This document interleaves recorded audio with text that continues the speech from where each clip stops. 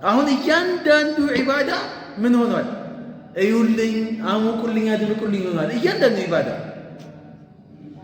እስቲ እዩልኝ የሌለበት ዒባዳ ምን አለ?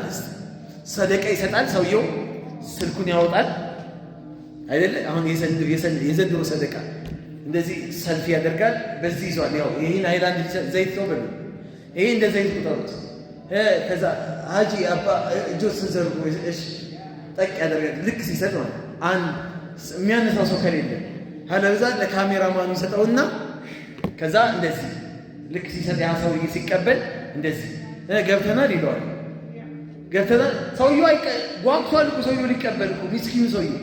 ካሜራ ውስጥ ካልገባ ግን አይሰጠውም። ልክ እንደገባ እንኳ እጅ ብሎ ይሰጠዋል። ከዛ ካሜራ ቀጭ ቀጭ ይደረጋል አይደለም?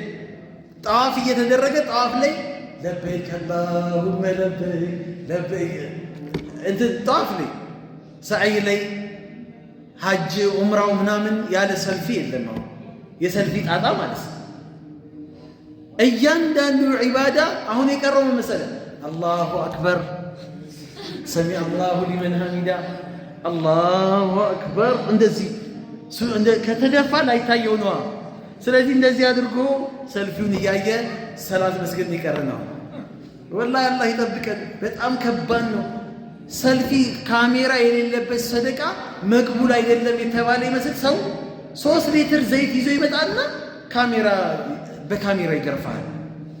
5 ኪሎ ዱቄት ይዞ ይመጣና ካሜራ ካልተነሳ ዱቄቱን አይሰጥህም። ለምን መሰላችሁ? እገሌ ሰጪ ነው፣ የየቲም አባት፣ እገሌ ማሻአላህ ሚስኪን ነው፣ ሚስኪን ይረዳል ምናምን እንዲባል ይፈልጋል ሰው።